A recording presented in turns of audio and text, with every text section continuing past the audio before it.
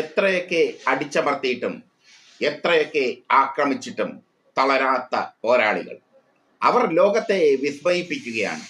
Hamas പോരാളികൾ ലോകത്തെ ഓരോ ദിവസവും വിസ്മയിപ്പിച്ചുകൊണ്ടിരിക്കുന്നു.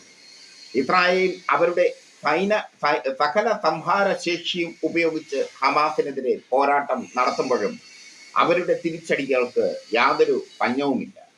ഏറ്റവും ഒടുവിൽ മിന്നൽ പിണറായി വീണ്ടും ഹമാസ് ലോകത്തെ അത്ഭുതപ്പെടുത്തിയിരിക്കുന്നു.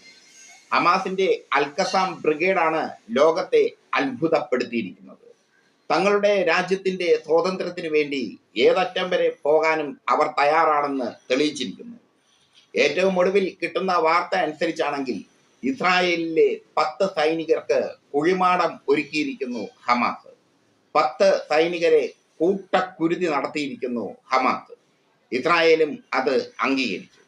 എത്ര ആക്രമിച്ചിട്ടും എത്ര പ്രതിരോധിച്ചിട്ടും എത്രമാത്രം അവരെ ഉന്മൂലനം ചെയ്യാൻ ശ്രമിച്ചിട്ടും ഓരോ തുള്ളി ചോരയിൽ നിന്നും 1000 പേർ വരുന്നത് പോലെ അവർ ഉയർത്തെഴുന്നേറ്റ് വരികയാണ്.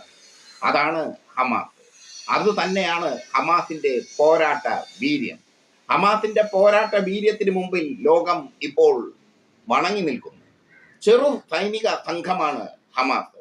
അവരുടെ പ്രധാനപ്പെട്ട സൈനിക സംഘം അൽഖസാം ബ്രിഗേഡാണ്. അൽഖസാം ബ്രിഗേഡാണ് ഇപ്പോൾ 10 സൈനികരെ പരലോകത്തേക്ക് അയച്ചിരിക്കുന്നത്. ഇസ്രായേലിലെ 10 സൈനികരെ. അത് ഹമാസിനെ സംബന്ധിച്ചിടത്തോളം വലിയൊരു വിജയമാണ്. ഇസ്രായേൽ ഇപ്പോൾ ഹിസ്ബുള്ളയുമായി വെടിനിർത്തലിനെ കുറിച്ച് ചർച്ച ചെയ്യുകയാണ്.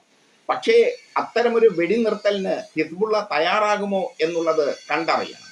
ഹിസ്ബുള്ളയുടെ ആവശ്യം ഹമാസിൽ നിന്ന് ഇസ്രായേൽ സേന പിന്മാറണം എന്നാണ്.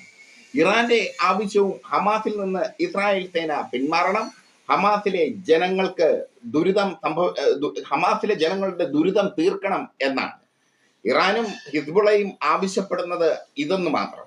ഹിസ്ബുള്ളയോട് സമരംചപ്പെടാൻ അനുരഞ്ജനം നടത്താൻ ഇസ്രായേൽ ശ്രമിക്കുന്നുണ്ട്. പക്ഷേ അതൊക്കെ നടക്കുമോ എന്നുള്ള കാര്യം കണ്ടറിയണം. ഇസ്രായേൽ സൈനികർക്ക് വീണ്ടും കൂട്ടക്കുരുതി ഒരുക്കിയിരിക്കുകയാണ് ഹമാസ്. മിന്നൽ പിണറായി ഹമാസ് മാറിയിരിക്കുന്നു. 10 ഇസ്രായേൽ സൈനികരെ പരലോകത്ത് അയച്ചുകൊണ്ട് വീണ്ടും പോരാട്ട ഭൂമിയിൽ ഉജ്ജ്വലമായ ഊർജ ചൈതന്യത്തോടുകൂടി അവർ നിൽക്കുന്നു. അവർക്ക് നഷ്ടപ്പെടാൻ ഒന്നുമില്ല. അവർക്ക് വീണ്ടെടുക്കാനുള്ളത് സ്വാതന്ത്ര്യം. അതാണ് ഹമാസിന്റെ പ്രത്യേകത.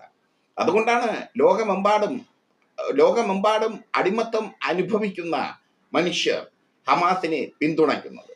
ലോകമെമ്പാടും ദീനത അനുഭവിക്കുന്ന മനുഷ്യർ ഹമാസിനെ പിന്തുണയ്ക്കുന്നത്. ലോകമെമ്പാടും പൊരുതുന്ന മനുഷ്യർ, സാമ്രാജ്യത്വത്തിനെതിരെ പൊരുതുന്ന മനുഷ്യർ ഹമാസിനെ പിന്തുണയ്ക്കുന്നത്. ഹമാസ് പോരാളികൾ അവർ ഉജ്ജ്വലമായ അധ്യായം രചിച്ചിരിക്കുന്നു. വീണ്ടും അവരുടെ തലവൻ യഹ്യാ സിൻവറിനെ കൊന്നിട്ടും അവർക്ക് യാതൊരു ചുക്കും സംഭവിച്ചില്ല. യഹ്യാ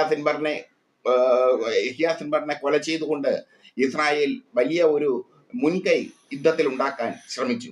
പക്ഷേ ഒരു സിൻവറിന് പകരം 1000 സിൻവറുകൾ ഉയർത്തെഴുന്നേൽക്കുന്ന ഉജ്ജ്വലമായ കാഴ്ച ഗസയിലെ തെരുവുകളിൽ വ്യക്തമാവുന്നു. അതേ, ഹമാസ് വീണ്ടും ഞെട്ടിച്ചിരിക്കുന്നു.